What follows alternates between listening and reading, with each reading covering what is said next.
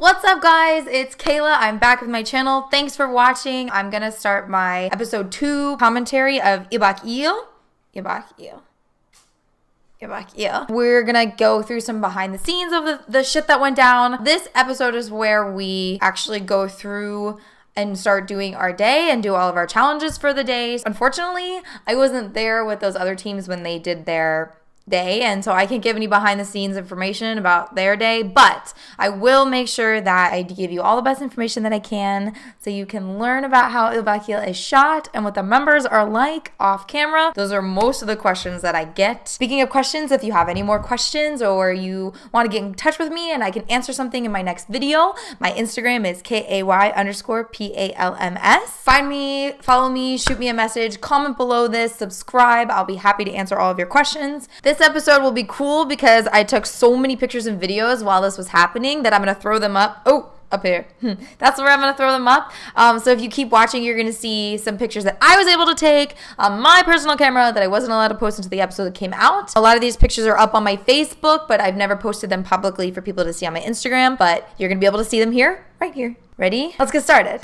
Look, look, look. There's our little heads on the bus. I can't believe our heads got turned into the Ibak-il heads and that they're playing SHINee music in the background because this is like one of my favorite SHINee songs. I really just started getting into SHINee. So here we're rolling up on this beautiful dock and you can see there's a boat here. There's like literally nobody here. We're on the Han River. We actually all kind of knew that it was coming even though it looks like we're, oh wow, look, it's so beautiful. Jung Jun-young had a piece of paper and asked us all what our birthdays were and for our information, and we kind of assumed that meant maybe we were getting on a boat, but we didn't get our hopes too high. They didn't explicitly tell us, but that's kind of what we were all thinking was gonna happen. A lot actually happened in between us getting on top of the deck, and we didn't just walk straight onto this boat. We walked all up and down the deck or in front of the boat. We just did other stuff on the side of the boat before we actually got on top of it. And before you get in it, there's this big restaurant that we all took a break in and stopped and went to the bathroom and walked around and looked at the restaurant. So there was actually quite a bit of time before we got up on top of this boat. I would say probably about half an hour by the time we got there before we actually walked up on top of this boat. The weather was beautiful. I just couldn't stop looking everywhere. I look like I've never been outside before.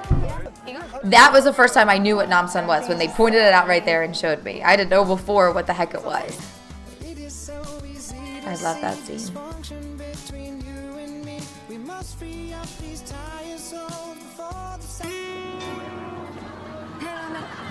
Jong-min comes in with anchovies. And I was the first one to get it to eat out of my fingers. Right there. They actually cut out a part where I took the anchovies over to Jung Jun-young and told him I would give him $100 if he ate one. But he didn't.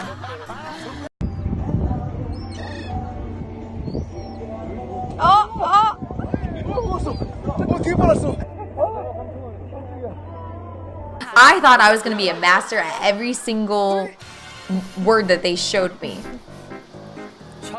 Perfect. I don't know how he got that so quick. Because he didn't get one single thing that I did. Tell me that doesn't look like an octopus. Sliced raw octopus? That is the word that they give me to mime?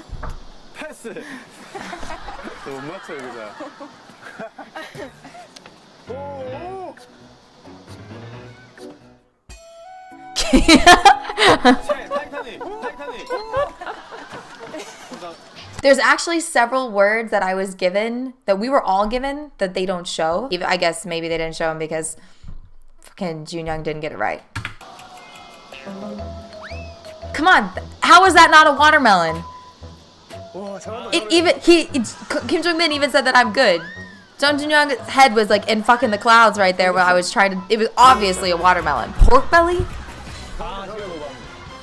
He didn't guess one thing that I did, and I did every single one of those perfectly. We were actually here for quite a while. In fact, I almost fell asleep laying there because I hadn't slept in 3 days. We laid down here with all these other people watching us do the show for quite a while, and it got easier as people were watching us to just remember that It doesn't matter what other people think while they were seeing us. And I think that was a sobering thought. I wish that I would have been able to communicate better. That's my biggest regret. I didn't get a chance to like showcase off my personality or what I would like to, how I imagined myself being when I imagined myself going to the show, because fuck, I forgot that I wasn't gonna be able to talk to anybody. Are these our heads again? Yup, those are our heads. So it shows us going straight into this grocery store to buy food for lunch, which we got a little bit of extra money to buy, because I don't think, if you remember, we only had $13, but we actually got more money, and they don't show this part in the show, which I'm really disappointed in. When we left the boat, there were these big cool statues that were sitting outside with these blue and yellow and red decorations on them, and they had handwritten notes from all these celebrities in South Korea that had gone to this location and been given these boards to write, and then they're hung on this monument. They gave each of our teams a board with a Sharpie, and we all sat down and we got to write our names. We drew little pictures, and then they hung these boards up on this monument next to all these Korean celebrities, and then they're just gonna be there for, well, I guess forever, but as long as the monument is up there. And I thought that was really cool of us to get to do. Then there were these really giant sprinklers that ran the length of the whole deck where the boat was parked up against, and they would come on every once in a while. We really wanted to run through them. In fact, that was I think that was Dongping's idea, to run through the sprinklers. And we looked at the director and we were like, can we? And he said, well, only if you hide the mic. So we hid our mic, and then we wanted to get everyone to do it with us. Kim Jong-min didn't want to do it because he said it was going to mess up his hair. So then the director said that he would give us extra money for lunch if we all ran through the sprinklers. So we all ran through the sprinklers. We were soaked head to toe, and my feet were wet for the whole rest of the day. But it was an awesome experience because it was really hot outside, and I was sad to see that they didn't get to air that part. I had never been into a Korean store like this before. The foods were so foreign to me. I can't even believe the different types of foods that people eat in different countries. I feel like such a fucking American for being ignorant to all these different things that people eat, because we just don't eat those here in this country. There's a clip on their Facebook page of me walking up to the dried squid, and Kim Jong-min is trying to explain to me what it is in Korean, but I didn't understand.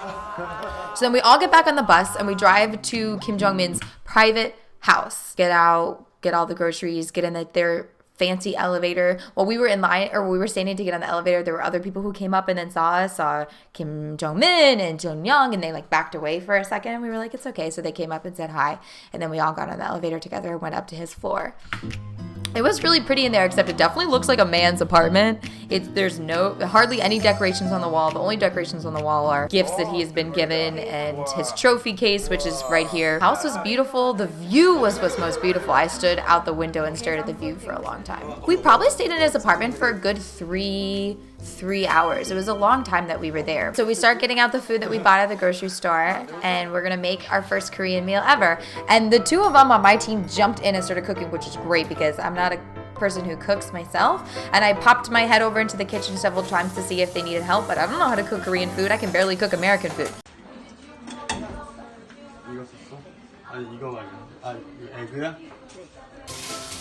Those were the only things that weren't foreign to me. And sausages. Of course I've had ramen. I've never had Korean ramen like that. It tastes totally different than the ramen you buy here at the store. It was way better, except it was so spicy. So the cooking took a lot longer than that. We cooked for about half an hour, and while they were cooking, people were singing karaoke in the living room. I can't believe they didn't show the karaoke in the living room. The ramen was delicious, but it was so spicy. I wasn't used to it. He served us all first before he served himself. He grabbed all of our bowls, poured noodles. I know you guys like to know that, what he's like off camera. He poured all of the ramen into all of our bowls and set all of our drinks out before he got his own.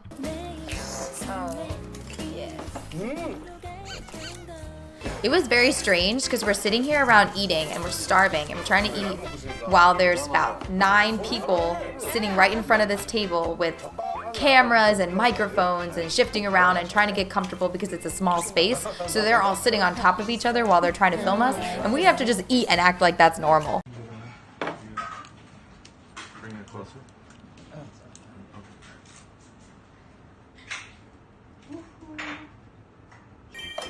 The kimchi pancakes were delicious, but they were so spicy I couldn't even eat them. You have to speak in your language, okay? That was such a crazy fucking twist that Jung Jun-young put on that game. Thank God he did so, because I wouldn't have been able to do that game in Korean. So you have to really pay attention.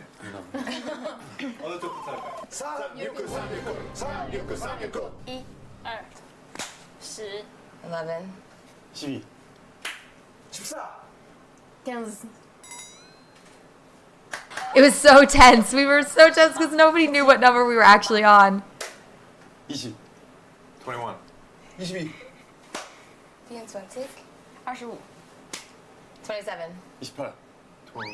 7. 10. 11, 12. 14. 15.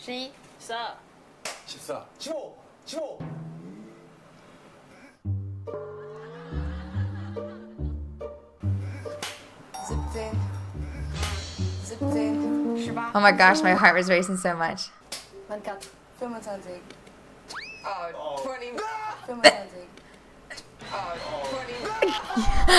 I totally had stopped counting, and that knocked me out, so Jun-young was the only one left on our team. 2. 4. 5. 7. 8. 10. 11. 12. 12. That was such a pride moment.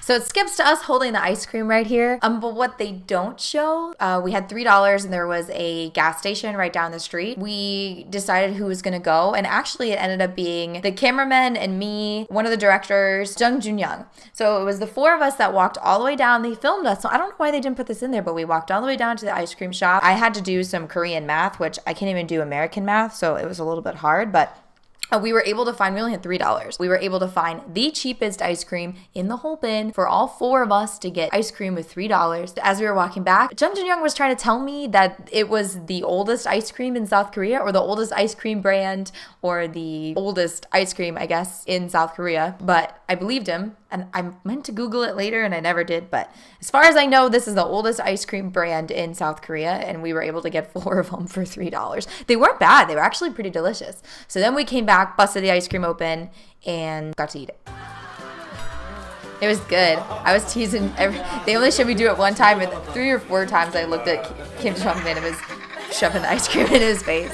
But what they don't show you is that I got to take a freaking nap in Kim Jong-min's apartment. I think we decided to take maybe a 45-minute break. Everyone was exhausted. The cameramen all disappeared. I think they all went to go eat lunch, maybe. They didn't even show us clean up. We did a big cleanup from lunch. We all brought all the dishes in, scrubbed everything, put all the dishes away. Kim Jong-min has an automatic trash can that we couldn't figure out how to automatically use. I just felt technologically illiterate in his house because everything was so futuristic and automatic. But after we finished the ice cream, I actually literally laid down right there on the floor. One of the girls slept on the couch. Jung Jun-young and Kim Jong-min went into Kim Jong-min's room, and some of the rest of the team members went into the guest room and slept on the couch in the guest room and the bed, and we just passed out and took a nap. I think I slept on his floor for maybe about 25 minutes, and I remember being woken up to the director coming in telling us we all needed to start getting up and getting ready to head out. And the first thought when I opened my eyes was like, oh my God, where am I?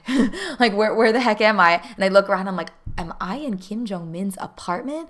And I look out the window for a brief, quick second, I'm like, holy fuck, I'm in Kim Jong-min's apartment in Gangnam, in Seoul, in South Korea right now. And that just woke me right up, and I got right up to look around before we had to leave because I knew I'd probably never be there again. And it was just such a surreal moment to open my eyes and wonder where I am, and then to come to the conclusion that I'm in Kim Jong-min's apartment. So finally, we're on the bus on the way to Namsan, which is where I thought we were going from like the get-go, but we didn't need to go there right away because it's not like we were going to be hiking all day long.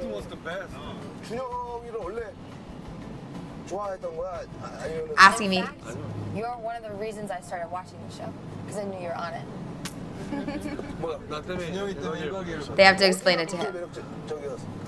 Your voice has totally They put me on such the spot right there, asking me questions like, why am I Jung Jun-young's fan? I mean, why is anybody anybody's fan? Because you like them as a person, and because you like what they do, and you support who they are. Like, you're not somebody's fan if you don't like them. So asking me like a specific question to explain like why I like Jung Jun-young, it just felt, and if it always felt like every time I was speaking, I had to speak so maybe Kim Jong-min could understand me a little bit. I wasn't speaking with the understanding that they could easily just translate it to him. So because of that, I babied my words a little bit, which I'm kicking myself for now, but it's okay. You can make music in completely different styles, and they all sound great and well put together. He was so friendly. He was so great to all of us. It was actually quite a decent ride to Namsan. When I heard that somebody's gonna get to take the cable car up, that was really cool.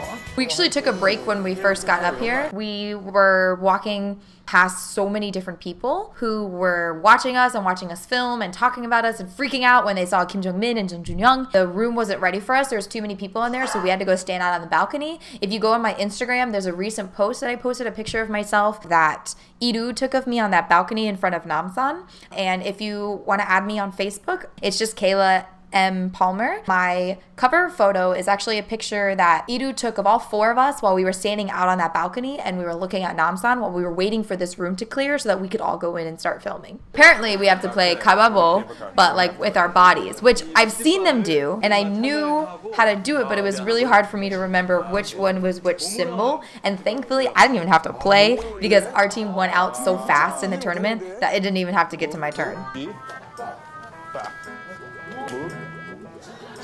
I kept saying, yeah, I'm okay. And then Jung Jun-young looks over at me and he's like, are you sure you don't need to practice more? And I was like, no, I got it. And then a couple seconds later, he's like, do you need to practice? I was like, no, I got it. It's okay. Look how many camera people are on right there. Every single one of those people are Ilbakyo people, and they pushed us up against the end tier so we could watch as we got to go up in the sky.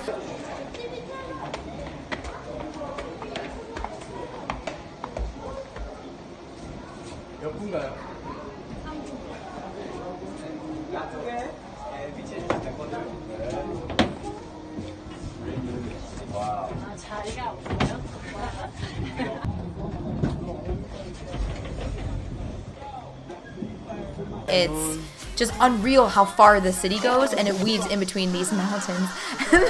And then when we were up in the cable car, we could see this team walking down here on the ground. We could see them when we first took off. So once we got up to the top, there were these beautiful trees and cicadas, and this is us walking out for the first time. We got so lucky. Why do I always sound like I'm high every time I talk? When I came up to the top of the overlook and we could see down over the entirety of Seoul from this spot, it just like hit me like a wave or like a truck or like a fucking samurai. I suddenly felt just overwhelmed with happiness and contentment and peace and respect for the situation that I was in. They don't really show, but I really burst out into tears there. Felt just completely overwhelmed with the situation. Not overwhelmed in a negative, but overwhelmed with a positive response that I was feeling towards the situation. We can. Come Come here. Okay. You do it. I have that picture on my computer. That's one of my favorite pictures. We did all of that picture taking while we were waiting for them to get up there.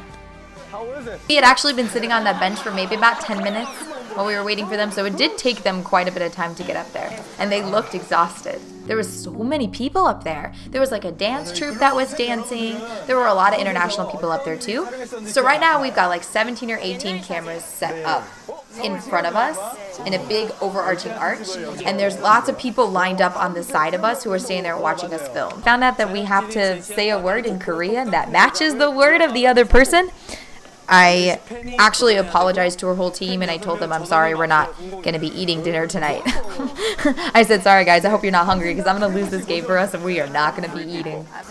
Okay, so this is what they told us. He told us in the very beginning that the words were gonna go from extremely easy to difficult, and he looked right at me when he said extremely easy to difficult. And so Jung Jun-young looks at me and he goes, "You should probably go first." And I was like, "Yeah, I think that's I would like to go first then. They're gonna be extremely easy." And thankfully, I got an extremely easy word.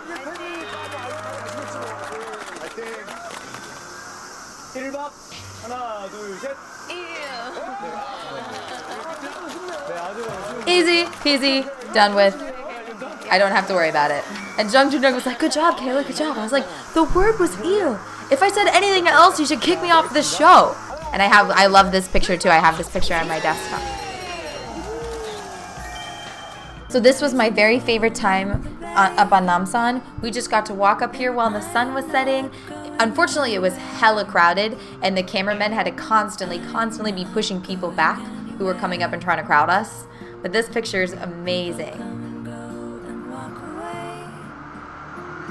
I actually just started a blog. It's called awarewolfblog.com, AWAREWOLFBLOG.com, and this picture is my background on the blog. So if you want to jump up there and check it out, I'm actually moving to Norway. Surprisingly, amazingly, incredibly. Yeah, it's incredible. And you can check out some information about me moving and some of my travel tips that I have on there. So yeah, jump over there, check it out. This picture is on the background on awarewolfblog.com. Yeah, the only thing that would have made that better is that if there weren't so many people up on that deck that we were trying to push out of the way so that we could get any type of shot in there.